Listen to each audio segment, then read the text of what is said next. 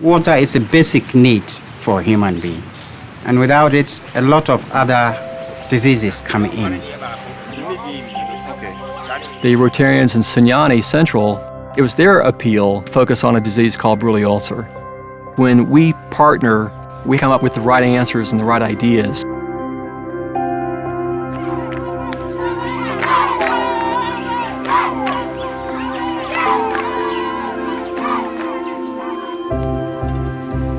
Rotary has provided more drinking sources of water than any single NGO in Ghana.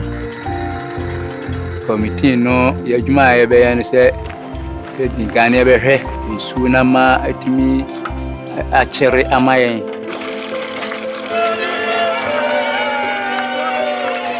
We have done more than 50 boreholes and have gone into so many communities.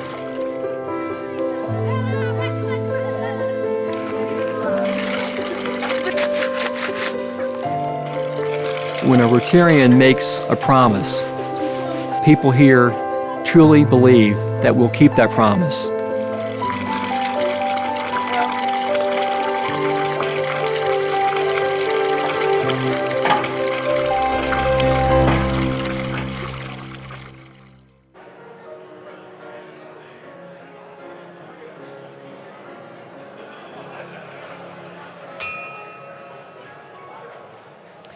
Welcome to the Rotary Club of Tulsa. We're so glad that you're here today. I'm Hannibal Johnson, President-elect, and I'm filling in for President Mike Homan today. You're among Tulsa's finest business and community leaders. This is where the movers and shakers join forces to do great things here and around the world. We're in the business of touching lives, of making a difference. Speaking of making a difference, I'm reminded of something that author Peggy Tabor Millen once said. She said, "I was on a train on a rainy day. The train was slowing down to pull into a station, and for some reason I became intent on watching the raindrops on the window. Two separate drops, pushed by the wind, merged into one for a moment, and then they divided again, each carrying with it a part of the other. Simply by the momentary touching, neither was what it had been before. As each one went to touch the other raindrops, it shared not only itself, but what it had gleaned from the other. I saw this metaphor many years ago, and it's one of my most vivid memories. I realized that we never touch people so lightly that we don't leave a trace. Our state of being matters to those around us, so we need to become conscious of what we unintentionally share so that we can learn to share with intention. As Rotarians, we share with intention, with positive purpose, with community betterment in mind. Our weekly meetings are part of our value proposition. We share information, knowledge, and insights on important community topics and initiatives. Today is no exception. We've got a terrific program in store, so let's get started. Our invocation with Katie Johnson, our song and pledge, Bill Miller, and our visitor introductions, Ed Monette.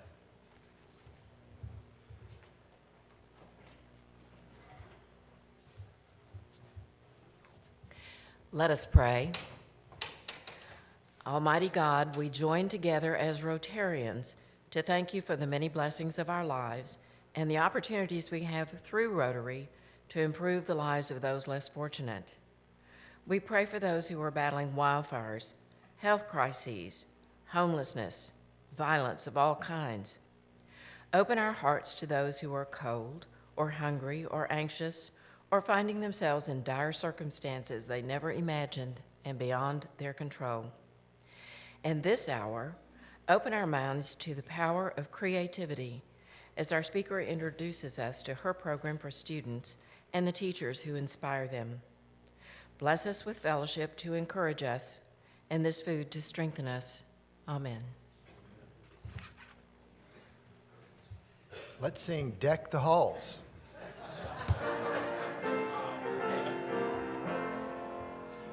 Deck the halls with boughs of holly, fa la la la la la la la la. 'Tis the season to be jolly, fa la la la la la la la la. Don we now our gay apparel.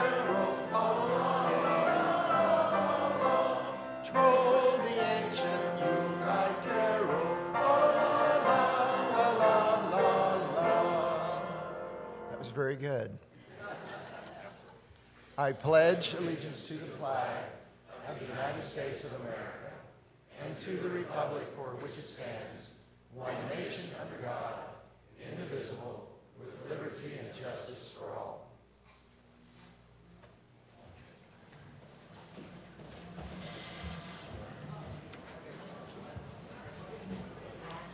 I'd like to welcome everyone to the Rotary Club of Tulsa. As is our custom, I will introduce guests and their host Rotarian. If you will stand briefly so we can recognize you, sit back down. We will hold our applause until all have been introduced. To start off with, though, I need a little bit of explanation. Robert Babcock has brought almost as many visitors as OU has Heisman trophies. Except he scattered them all throughout the list here, so you're going to be up and down instead of all standing at once. The first two that Robert brought must not know him very well because they refer to him as Mr. Babcock. They are Lynette Duncan and Shelley Holman at Webster High School. Now hold our applause. Let's follow instructions, please. Okay. Tanya Blansett is a guest of Kathy Gorell. Another Robert Babcock guest is Yolantri Collins with KIPP Tulsa. Kathy Fox is a guest of Brandy Bynum.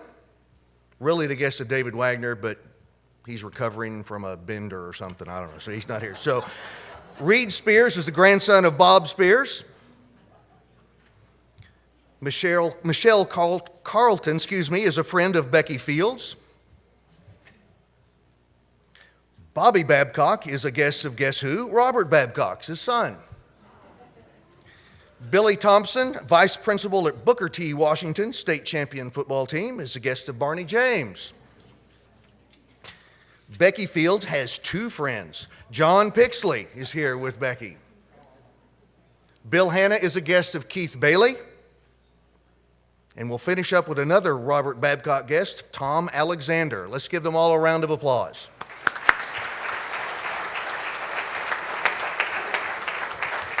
Only one visiting Rotarian from the Sand Springs Club, Brian Jackson.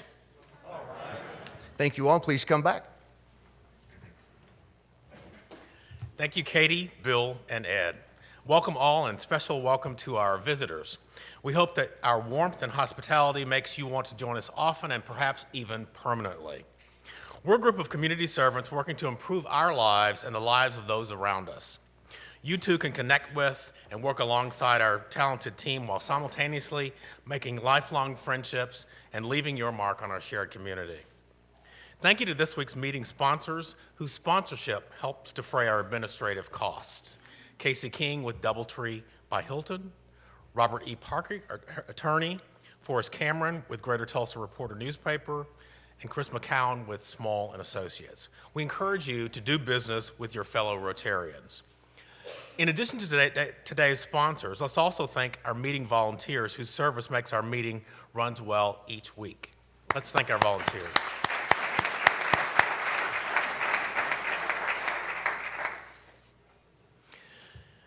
At this time, it's my pleasure to welcome to the podium Rotarians Lynette Potter and President-elect Becky Fields, who will introduce our newest members, Cindy Salter, Justin Carlton, Jim Lane, and Jeff Smith.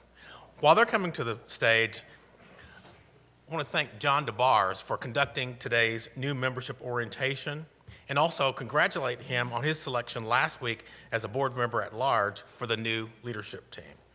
We appreciate all that you do, John.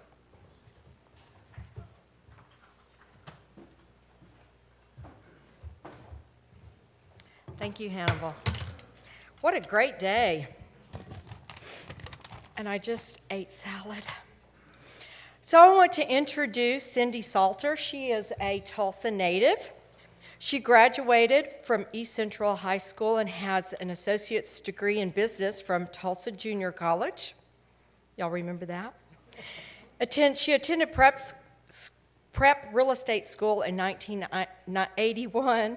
She started her real estate career working for Carriage Real Estate Company in 1979. And she's been in the real estate industry in one form or the other for over 35 years. Her next real estate move was an escrow officer for various title companies in Tulsa, closing residential and commercial real estate. She stepped into a leadership role as a manager of Tulsa Abstract and Title in the early 90s. In 97, she made a really bold move to Memphis, Tennessee to broaden her real estate career as a loan officer for American Mortgage Company, originating loans in the tri-state area. In 2002, she became partners and opened Cordova Home Mortgage in Cordova, Tennessee. In 2005, she moved back to Tulsa, marrying the love of her life, Randy Salter. Randy, a business owner, which also includes James Town Square Shopping Center, was the true love of her life. And as a well-rounded partnership is, she helped him in his businesses with operations. Cindy lost Randy to cancer in 2014. Today, Cindy still runs the Jamestown Square Shopping Center, and she has many volunteers duties in her lifetime. She's volunteers right now for Dress for Success. She is a previous volunteer for American Red Cross, Tulsa Mental Health Association, plus she's been previous members of American Business Women Association, the Quota Club, and Women's Council of Realtors, as well as the Tulsa Home Builders. If you would, please give Cindy a nice round of applause and welcome her.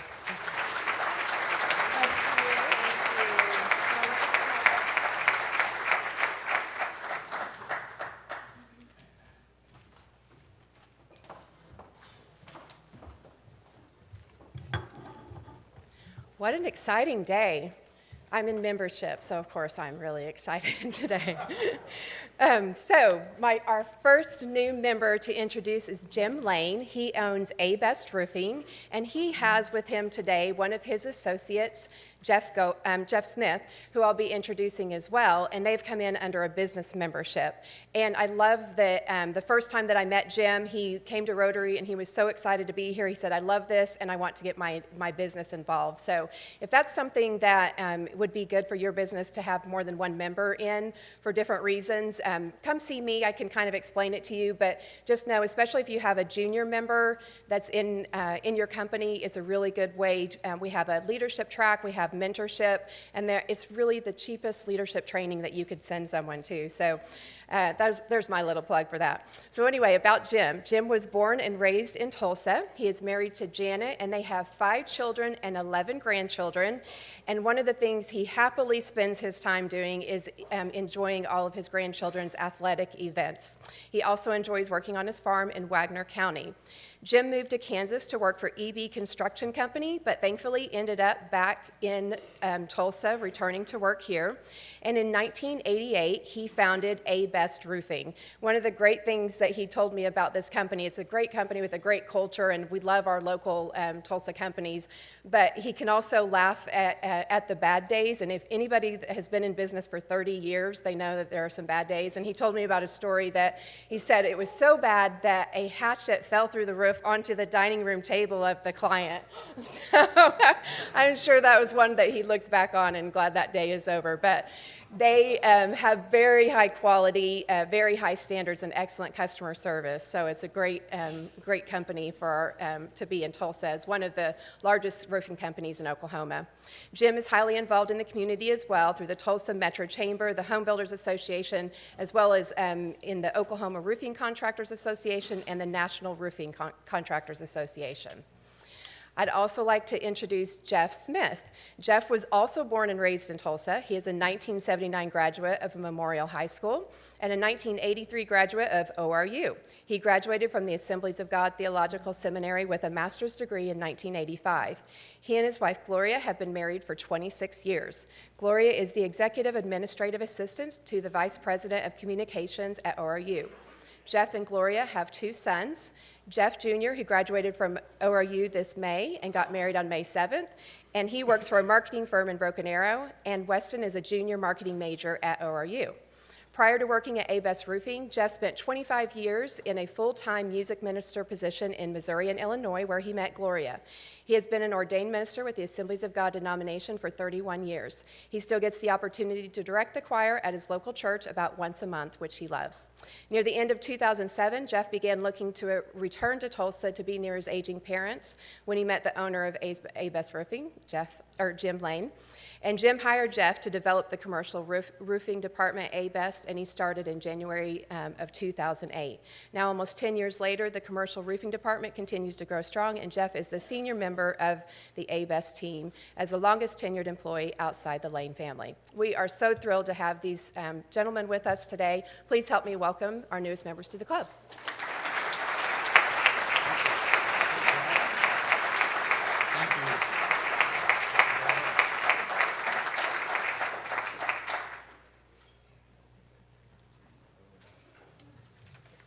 Well, is it with equal excitement that I get to introduce our next new member? I met Justin about a year ago, and one of the first things I found out about him is he has a huge heart for the community. He was working on a bike program for the City of Jinx youth. And so I immediately said, you need to be a member of Rotary. You have a huge heart and leadership ability, and we need young entrepreneurs such as yourself.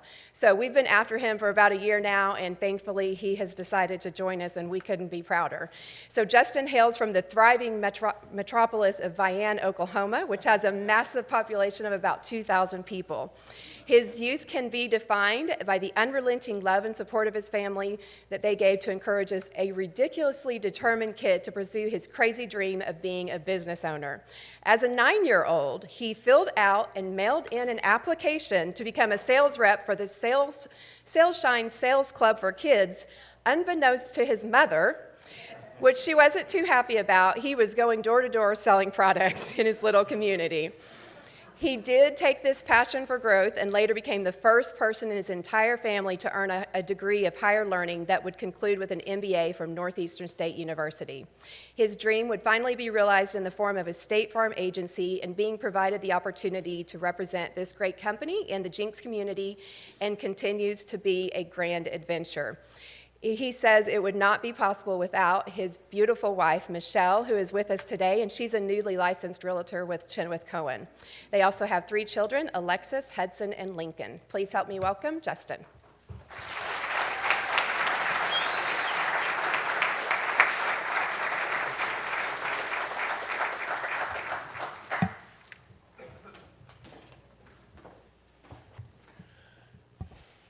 Thank you, Lynette and Becky, and welcome to our new members.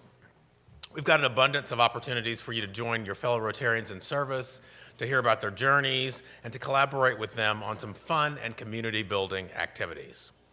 Now, just a couple of announcements. A special thanks to those of you who volunteered to ring bells last week. If you participated in the Salvation Army bell ringing with us, please stand and be recognized. Let's give them a round of applause.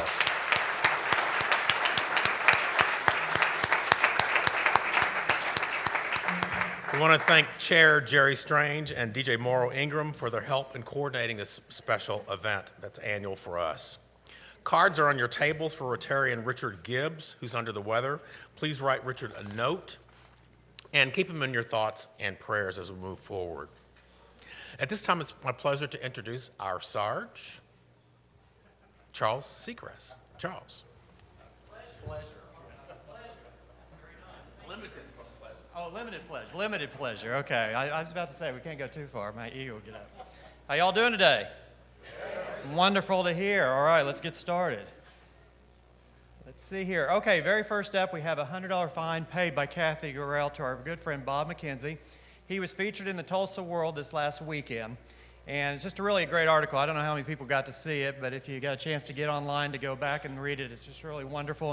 Of course, Bob continues his assault on polio by riding his bike, and it's just a really great story here. And she was also nice enough to take the article and laminate it for him. Bob, did I see you anywhere out there? Where's Bob?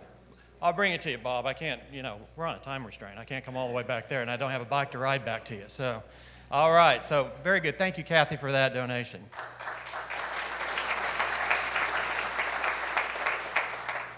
All right, next up, Oh, my good friend Paul. Paul is older, and he's willing to pay $100 here. And, you know, Paul said he'd only pay the $100 if I didn't sing. And that hurt my feelings, right? And I think it's because right here I was trying to serenade him, and he's running by as quickly as possible. So anyway, so there's no singing, although there may be something later on. I'm not sure. I'm still looking at Rochelle back there. So, Paul, you might not be off the hook totally. In fact, speaking of... to counteract Paul, David Downing, former Sergeant at Arms, also is putting a $100 fine down for a potential song that's going to come up. And we can't really say anything, Paul, at this moment. So anyway, so you got kind of anteed up or a little bit, okay? So nonetheless, thank you, Paul, and I hope you have a wonderful happy birthday. It's tomorrow, right, or Friday? Tomorrow, yes. Wonderful. Thank you very much.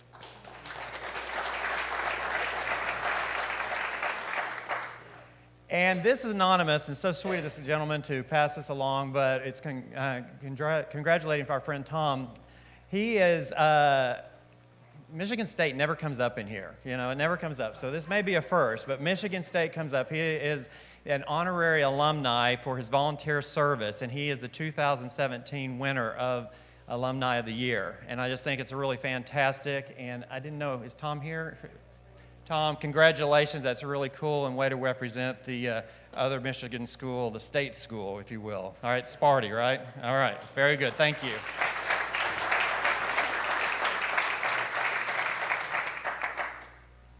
And it's that time of year where Christmas is part of giving. And we do water wells around here, and we do them really well. And people give, and before I start reading this off a little bit, David Momper, who's out there, Dave gives every year a water well and does so for a family member and gives in their honor. And I think it's so cool, and he's already bought his just today for another family member. And how many years have you done this? 4 years, 4 years. Give him a hand. I mean, I think that's wonderful. And with that said, we wanted to kind of promote the water wells real quick, because we want to encourage any of you all that are thinking outside the box and like to do something different, or maybe take the idea of David and promote it and giving it to a family member. But for you in the back, we're going to read off a little bit. It's only $1,000. You can be a hero to a grateful rural neighborhood, significant lasting impact on hundreds of human lives, provide clean water, and in turn, better health for all. Create shorter walks and lighter retrieval for water. Allow children to taste clean water for the first time. I mean, that blows my mind. I mean, so keep that in mind. What you get, if you do donate, you receive a certificate from the Water Well Project, name of honored recipient on the certificate. GPS coordinates the gift to Water Well. Details on the community benefiting from the clean water, an announcement at our Rotary meeting for your water well donation. So I think that's really a kind of great thing to do if you're thinking about it. This is something outside the box. I think it's something, excuse me, hold on a second, I need some water. Water here. Let me help you. So, you know, I got this out of a ravine because we haven't had much rain, and it's a little cloudier than normal, but this is the kind of water that the people from these Nicaraguan communities drink every single day. Their children are usually the ones who have to retrieve it, so they can't go to school because they're busy going back and forth just to get clean water. Do you like it? Is it good? You should probably have some kind of testing after you drink that. I can feel microcosms. You could. I did get a phone call this morning from Frank Sanders from Overhead Doors, and he is purchasing one for his daughter, Taylor Sanders, and so you'll be seeing that on the slide coming up soon. If you would please like to help us with this project, purchase a well for Christmas. I know you can raise your hand now, or if you don't, want to be pointed out, just go ahead and put your name on the slip, and we will contact you. But we do appreciate your support of this wonderful program that helps so many every day, every hour, for years and years after we drill those wells. So thanks again. Okay, power chug. Power chug. Can you do it? Do you have any germs? I think I have a permanent bad breath. This would be like me kissing you. Well, I don't think that's that bad of a deal. Yeah, we could just kiss and get it over with, right. But okay. You're getting this on video? You'll go viral on YouTube. Oh my gosh. Okay. Oh, okay. What we do. what we do. Thank you. What we do for you all. Thank you very much. All right. And last, let's see here. Oh, no, and here's information, as you can see, the certificate, as we mentioned. Sarge Photo of the Week. How many animal lovers do we have out there? Do we have a lot of animal lovers? Do you really think animals are that smart? I don't know, but at least this one did stop and take a look. Now, it was a still photo, so I don't know if it read it and, proceeded to move around and turn the other way, but nonetheless, good for you animal lovers for taking care of your own. Okay, so anyway, thank you very much. Have a wonderful day.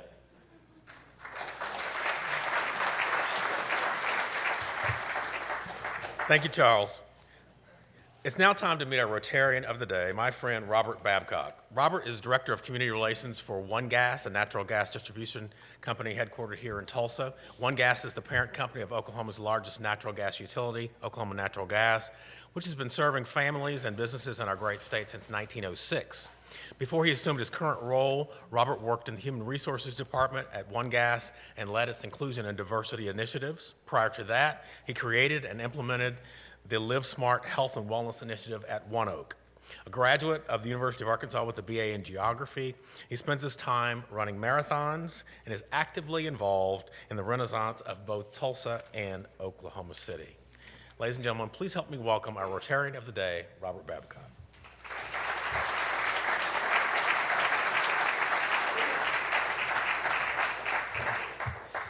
Well, welcome to Rotary.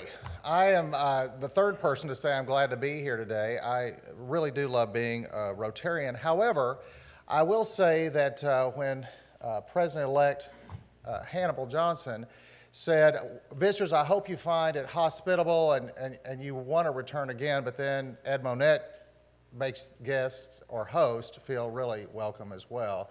But I'm going to take a liberty on the Heisman Trophy because you mentioned the University of Oklahoma, which is actually, one of my guests is my son, who graduated from TCC today and is headed to OU in January, so boomer. I couldn't pass it up, Hannibal, so there you go. Well, it is indeed my pleasure to be with each of you today, and I'm honored, truly honored, to be Rotarian of the Day, especially during this season of reflection, gratitude, and need. As we wind down the year and reflect on our accomplishments, and in planning 2018, hopefully each of us, you and me, can celebrate the successes with gratitude while learning from our defeats or goals not met, and remain hopeful for a productive and fruitful new year. As Rotarians and community leaders, we look for ways to build and develop current and future community business leaders each and every year, and 2018 will be no different. Tulsa has had a proud history of businesses and community leaders who possess the values and skills of entrepreneurship. Our community is fertile ground of trying something new, taking a risk, mentorship, leadership, support. This is one reason why the Rotary Club of Tulsa is a magnet for business leadership development. With education in the spotlight these days, I want to introduce you to an organization which is working and leading to educate, develop future entrepreneurs. Youth Entrepreneurs, or YE, as it's commonly referred to, work in partnership with local businesses like One Gas and schools. Currently, one of the Tulsa High School's youth entrepreneurship partners with is Daniel Webster High School, under the leadership of Principal Shelley Holman and Assistant Principal Ryan Buell. While the news of education funding is a challenge, the direct impact, focus, and leadership like Ms. Holman and Mr. Buell is exceptional and commendable. I came across a quote recently which speaks to my past interaction and strategy planning with Ms. Holman and the leadership at Webster High School. I believe really speaks to the mission of YE2. Don't downgrade your dream just to fit your reality. Upgrade your conviction to match your destiny. I would like to ask Ms. Holman and any other member in the audience today that's involved in education, leadership, past or present, through teaching, leadership, staff, board membership, anything associated with the education world, to please stand at this time and let us give you a round of applause for your service.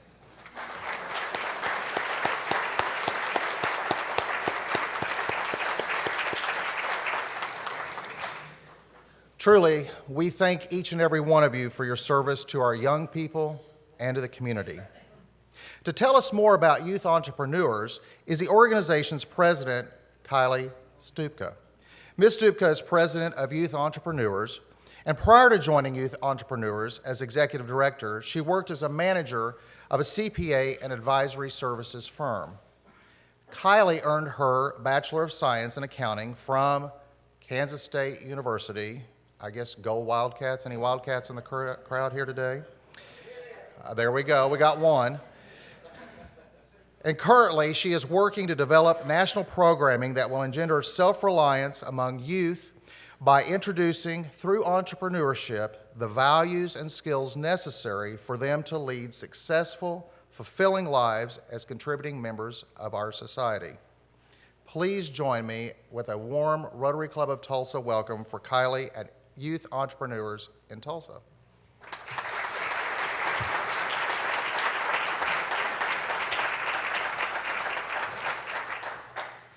Thank you all for allowing me to be here. I too want to say it is great to be here. It's a beautiful day. It's the holiday season. We're here, and y'all just whipped our basketball's behinds on Saturday in my hometown. And so here I come into this city thinking, dang it, I really thought I was going to be able to be the other Kansas school that only got beat, that got beat by, not the only Kansas school that got beat by Arizona State, that being our only loss, and then Tulsa comes in and ruins it for me. So congratulations to you, Tulsa folks. I also know that I'm not exactly the person that you intended to have on the stage today to talk to you about youth entrepreneurs, but you did hear from our founders, Liz and Charles, last week.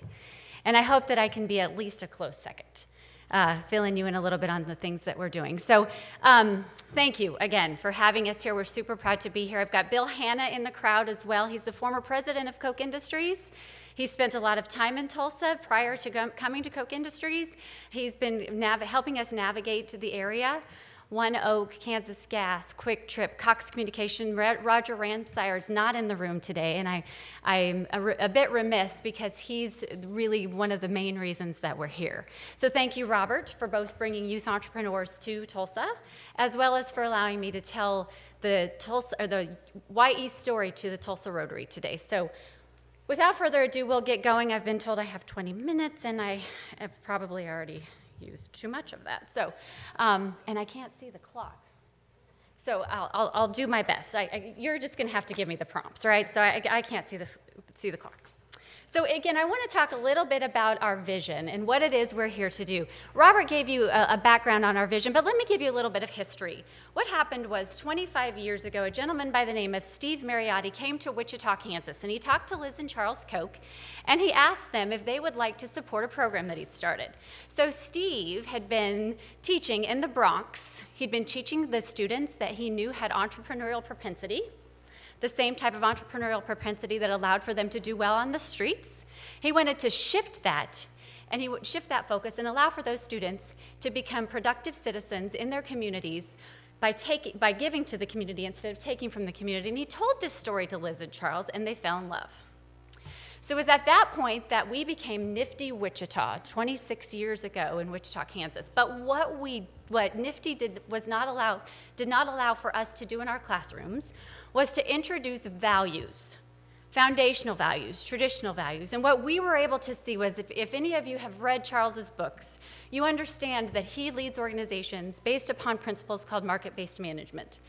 Well, those principles were causing Koch Industries' growth to look like this, and the rest of the world to kind of look like this. So what we wanted to do was we wanted to develop a program that took those principles, boiled them down into high school language, and allowed for the rest of the world to look like this. So we've seen some really exciting things through these 8 foundational values that we developed out of our market-based management principles. We're defining entrepreneurship as solving problems for profit. We're not necessarily defining entrepreneurship as starting businesses. Principled entrepreneurs come to work for you, and they challenge you in your business on how they can how they can create more value for their fellow citizens. Here are the types of things that we're seeing in our classrooms. 99% of our students are graduating from high school. 80% are going on to college, and 61% are staying in college. We were talking just earlier about how getting into college is one thing, but having the ability to stick with it, the stick-with-itness, is something that's very, very difficult for the populations that we're serving and the growing populations in our communities. So we're proud to say that we're beating the national average by 21%.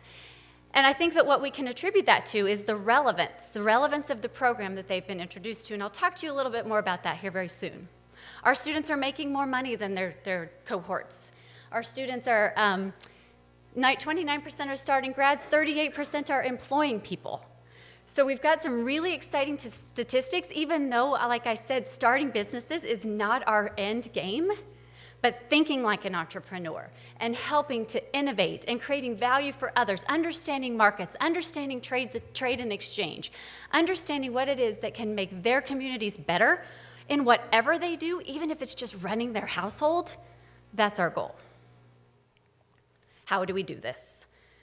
So what I would have loved to have done today was allow for our National Outreach Director to get up in front of you, to open up a pit trading floor, to give you all some fiat currency, to allow for you to trade commodities, to allow for you to understand what value that trade and that exchange, that communication had on the room, to allow for you to earn your fiat currency, and to allow for you to then be a part of an auction, because that's what we do in our classrooms. Those are the things you'll see in our classrooms. Focusing on principled entrepreneurship, but we're also innovating through financial literacy. We're talking about citizenship and leadership, right? So this pit trading floor might then turn into a paper airplane game, where we're learning about rapid prototyping. We're learning about leadership skills.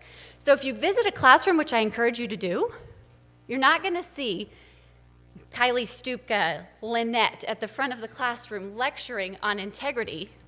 You're going to see a group of people trading pit cards, or building paper airplanes, or building marshmallow bridges, or building caramel apples and learning about the economics that goes into the construction of a unit of sail.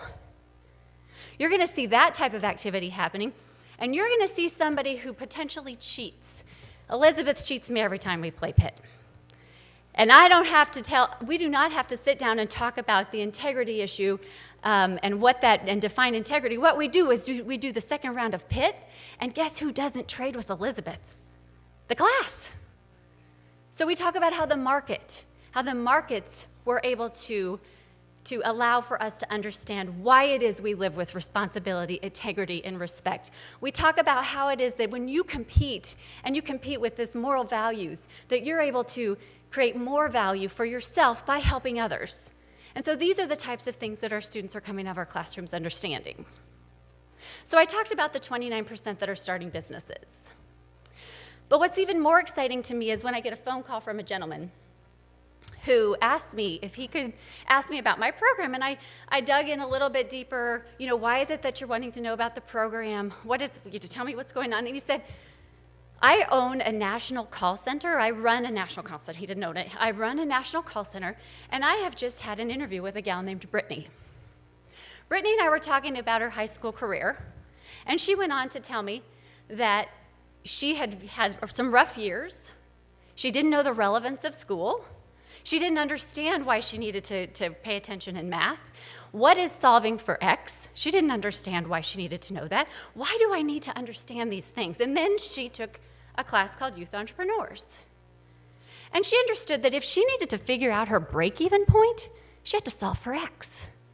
And then all of a sudden, that previous high school career was a sunk costs.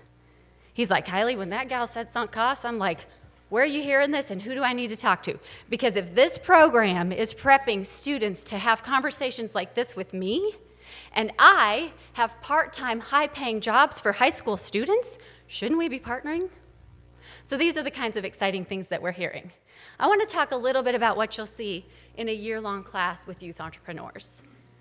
How it works is we identify schools and we train teachers. Teachers come to 2 to 3 days of training. Lynette was able to come to our training this past summer. She was able to play these games. She's playing these games in her classroom as best as she can right now. She was able to learn about the pedagogy, and then we work toward what we call a market day, pop-up market in our school. So when we say 29% of our students are starting businesses, there's a little bit of that that's not necessarily correct. Because really 100% of our students are starting businesses in their pop-up markets, in their schools every year. In fact, North High, very first school we started with in Wichita, Kansas, 26 years ago, they do a market day every other month.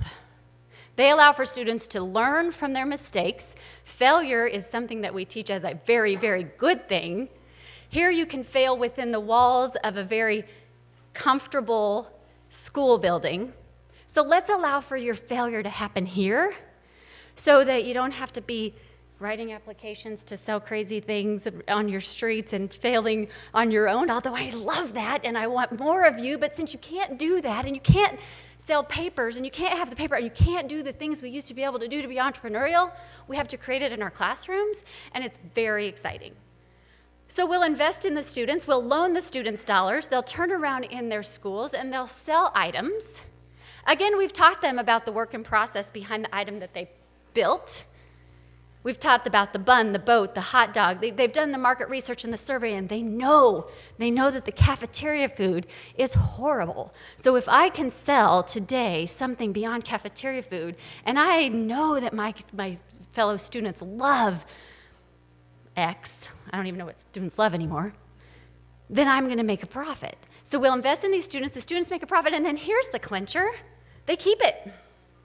They keep it. It doesn't go back to the school. It doesn't go back to the YE class. It goes to them in their pockets, and then we can talk about what they're going to do with it. Are they going to invest? Are they going to save? Are they going to go out and buy a new pair of shoes, like my sons would do? Probably. But then we can talk about the economics behind the production of those shoes. Right? Then we can talk about the economics behind the invisible hand that allowed for the shoes to even exist, and how many people were employed, and what all that meant with trade and exchange and value creation. So through this entrepreneurial adventure that they do in their classroom, we can touch on so many things. We also then like to have a business pitch competition using a business model canvas. So some of you may have heard of the business model canvas. So we're not sitting down in front of a computer screen writing a business plan. We're up with a canvas, iterating ideas. We're talking through customers in groups. We're just talking. It is about fast-paced, real world. This is how we operate today. And in order to be able to operate today and to be innovative today, you need to understand what that looks like. And so we're up in there doing those things so that our kids can pitch Shark Tank style, and win capital, win venture capital, win scholarships, win whatever it looks like. So those are kind of the year-long classroom focuses. First semester on market day, second semester on business pitch. Throughout all of that, the lessons are solidified with these what we call gamification, problem-based activities that allow for them to experience the relevance of the rest of the school day that they're attending. How can you help? You've already helped. I mentioned at the beginning the folks that have been involved and have brought us to Tulsa. So we've just scratched the surface. We're excited that the folks in the 4 schools that we're in here in Tulsa have been able to implement us as best they can, right? We've kind of had, we have YE Wednesday at Webster. We have a YE Friday at another school. We have one school that's implementing the full year class, and we're waiting to see how that works. How you can help is becoming involved in these schools, becoming involved with these kids. Because what makes a difference is when they hear from the educated consumer that silly idea they have for their pitch might not fly, tweak this, do that, or that market day idea you've got, you think you can actually make 500 smoothies in your 50-minute lunch period? I like the smoothie idea, but let's talk about the quantity, right? Be the educated consumer, or open up your businesses. Allow for the students to come take a field trip in your businesses. Allow for them to come shadow you for a day. We have found time and time again that when we talk to the successful entrepreneur that came from nothing and was able to pull themselves up by the bootstraps, that the reason they were able to do that was as a result of being exposed to and mentored by somebody that is not from where they originally are surrounded. Somebody, something they saw beyond their walls. They saw beyond their borders. We know that that's the ticket. We know that's the ticket to prosperity and to success. So let's get them out there beyond their borders, right? We've got some great people backing us already. We'd love to have more people backing us as well. We're in these 4 schools, East Central, Central, Webster, and Edison. Is that Edison Prep?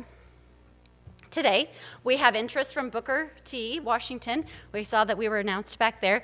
Other interest from some suburban schools as well. We'd love to grow into those schools. We'd love to be more involved in the Tulsa community. We'd love to be able to have the full-blown program in the schools that we're in today. But we're so very thankful to the Tulsa public school system and to the leaders that have been able to give us the opportunity to at least introduce the concepts, the ideas, the thoughts, the 8 foundational values that we know are imperative for success in any way we can. Because here's the thing. A little bit of something is better than nothing. And when we find flexible, innovative districts, people, schools, teachers to work with that are willing to make it work for us, we know that our students are going to be that much more innovative as well.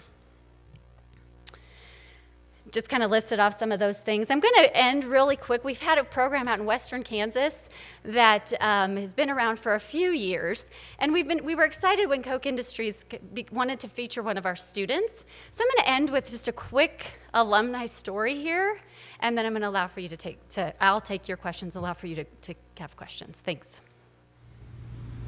Hijos, ustedes han sido nuestra esperanza. Toda nuestra ilusión.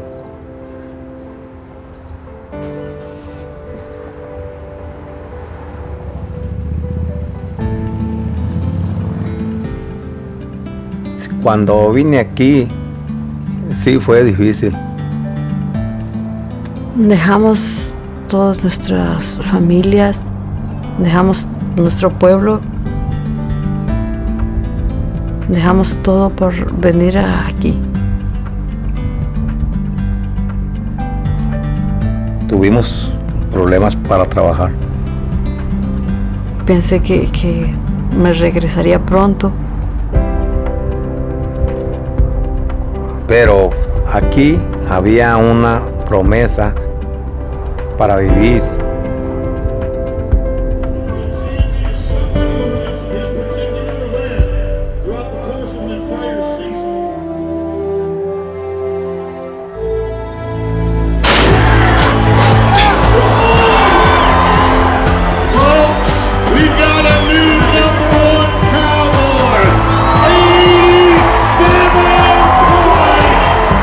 Ustedes han sido toda nuestra motivación.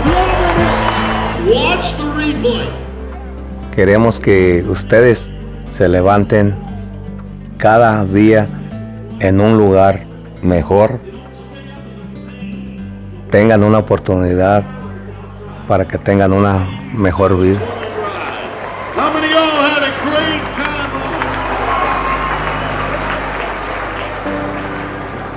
Y si tuviera que empezar, lo haría de nuevo.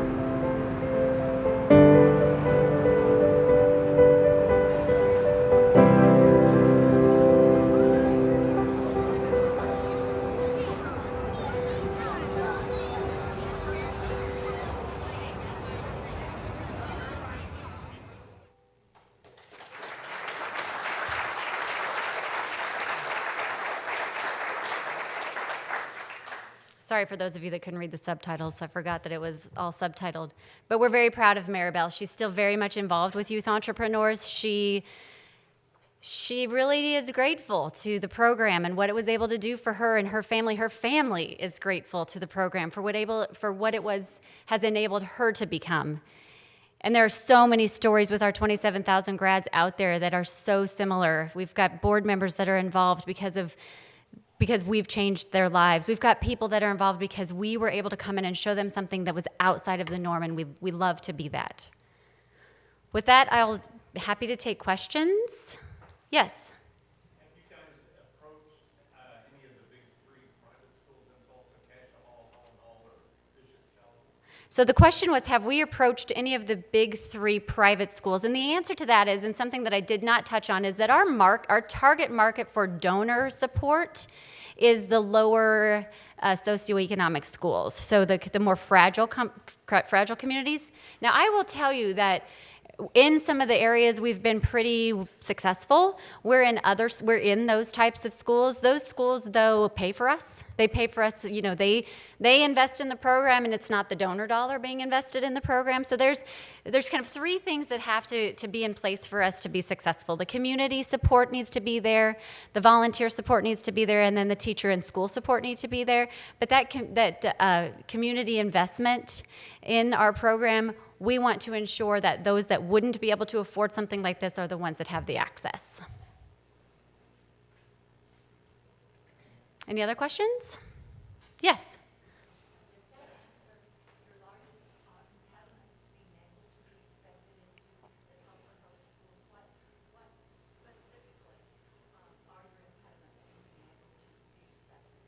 So the question was, what are the impediments of being able to be accepted into the Tulsa Public Schools, and even beyond that, it kind of just into school systems in general. And you know, it's in working with schools for as long as I've worked with schools, oftentimes they have certain requirements that they have to fulfill.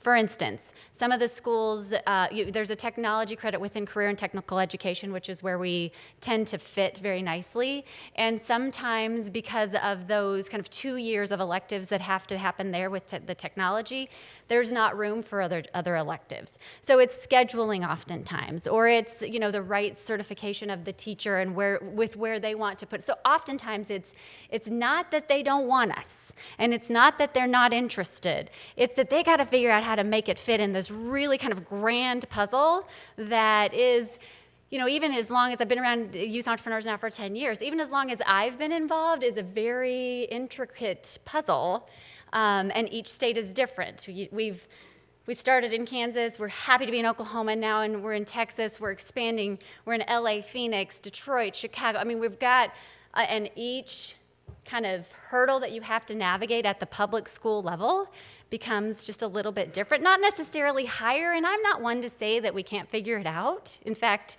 I'm quite the opposite. You know, I'm the one who likes to say, okay, paint me your picture of hurdles, and let's figure out how we can get over them. Because again, if we're teaching our students how to solve problems, then shouldn't we also be solving those problems? So yes, they exist, but I don't really look at them as barriers. Yes?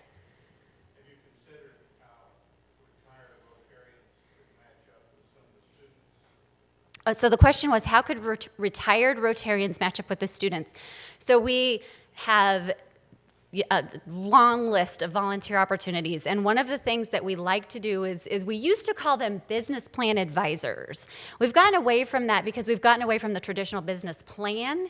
We are still kind of thinking about business starts and pitching business starts. So those folks have just really become mentors, business mentors, absolutely. I mean, using a Rotarian to come into the community, to come into the school, retired Rotarian, to come into the school and work across the table from these students. Oftentimes, when we're talking about the schools that are of the kind of more fragile communities, the kind of lower SES schools, sometimes they don't have a lot of time associated with or dedicated to them from an adult. So as many adults that are invested in their kind of well-being and wherewithal is pretty exciting. So we like to work with the schools to make those types of relationships work as well. Yes? The results you showed us earlier, how do you track all those? Yeah, it's so hard, right? The question was, how do we track our results? So in our traditional year-long program, we pre-post test all the students, and part of the pre-test is actually capturing their demographics. And this is all uploaded into a database. So we have a database that goes back several years of most of our students. So we know what our alumni, we know that alumni profile, we know the kind of basic history. They're very transient, most of them, so it is very, very difficult. We do alumni surveys as often as we can. So based upon that data, we'll reach out and we'll have alumni surveys. Other types of measures that you'll see in a Youth Entrepreneurs Classroom might be a teacher survey or a mentor volunteer survey or a student survey. So we're constantly trying to capture data that will allow for us to tell the story better or improve, right? I guess constant improvement is something also that we're striving for. We're building a digital piece, right? It launched internally to friends and family. It's going to be able to kind of help everybody kind of play the games with everything they need, a one-stop shop, but it's also going to be an opportunity for us to capture more data and an opportunity for us to be kind of hopefully as close to the forefront of an expert in this field as we can be, because we know that it really doesn't exist and we need to kind of define good, and we want to be the definition of good because we've seen so many great things happening with our students. So it's difficult, but we're getting close. I mean, we're nowhere near like a university, but that's kind of the same situation. Yes?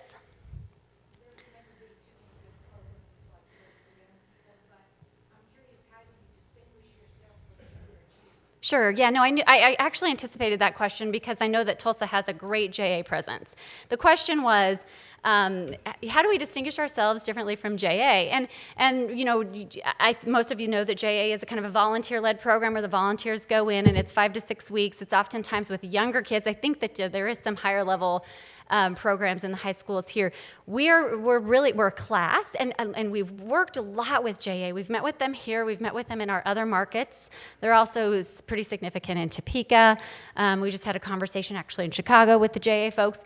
Our broader umbrella philanthropy is working with JA to help rewrite their economics curriculum. So we want to collaborate, and what we hope to see is that our students are going in as JA volunteers. In fact, in our full kind of 1-year-long programs, when we're offering opportunities for them to stay involved, one of the things that we're offering for them is to become JA volunteers in the classroom, that they then are talking about youth entrepreneurs and then feeding those students into the youth entrepreneurs classes. Now, they tend to have the same problem that the gentleman prior to you was raising, was that they don't have the names of their students, so it's hard for us to match up, which I would love, right? But we are kind of a little bit more in-depth, robust, kind of everyday, and a lot more kind of, I guess, practical as far as the launch, as far as the actual hands-on thing. And we would love to build upon what Jay's doing because we believe 100% in their program. I've just been told this has got to be my last question. I saw you first.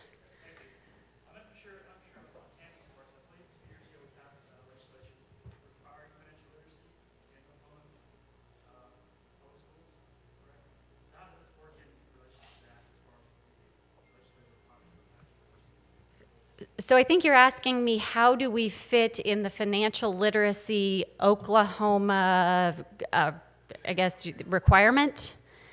I honestly don't know. I am sorry that I can't really answer that question. And it's a designated curriculum, so we couldn't take over that curriculum. Okay, well, I like it.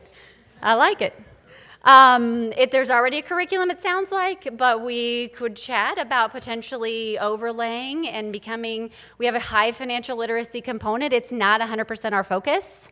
I have heard from folks, in fact, the guy who wrote the book, Economics for Dummies, California, I know I'm supposed to be done, I'm gonna stop right now, told me that some of the financial literacy stuff that we do is the best he's seen. So, but it's business focused, right, instead of personal financial literacy. So, thank you all very much. I'll stick around for if there's any other questions afterwards. I appreciate your time today.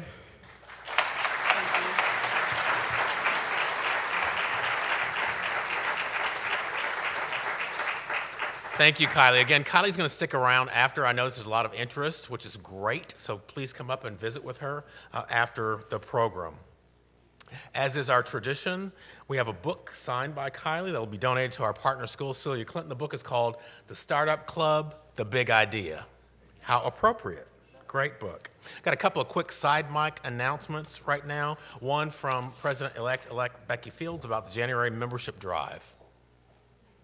Thank you. Well, we are excited because you asked for another incentive program for the membership from the membership committee, and we are delivering. The board of directors has approved another term where you can invite your friends and business associates to join for a discounted initiation fee. So, starting on January 1st, we will reduce the initiation fee by $200. So that's $200 off. You guys did a great job during the September membership campaign. As you recall, our goal is to add 52 new members. And if you're a guest with us today, you'll realize that we are doing so many things in and around Tulsa and around the world. We're doing water wells around the world. We have our hands in so many things. So that 52 number is not a number. We have faces that we have identified as future leaders in Tulsa that we need to lock arms with. And so if you're a guest, we would love to have you consider joining us, especially in January with the reduced fee. So make sure and get those in. We've got a lot of great speakers coming up just like today. So invite your guests and we'll be excited to welcome them. Thank you. Thank you, Becky. A couple of notes on upcoming programs. Next week, we'll have a holiday program with a special guest speaker, as yet unidentified. Dr. Coburn, who was scheduled to appear, will not be unable to join us at that time. December 27th, there will be no meeting. And on January 17th, C.J. Box, the author, will be here. Now I encourage you to go out, live your Rotary experiences, tell your Rotary stories, and bring us a potential new Rotarian next week.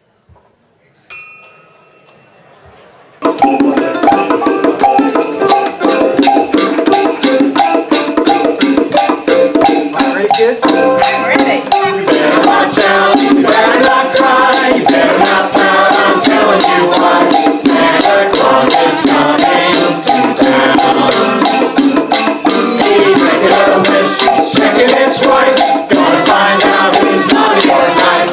Santa Claus is coming to town. He sees you when you're sleeping, he knows when you're awake. He knows if you've been bad or been something good for goodness sake. Oh, you better watch out, you better not cry, you better not pout, I'm telling you why. Santa Claus is coming to town. We need more cowbell. Of course we do. Happy Holidays! Or Merry Holidays.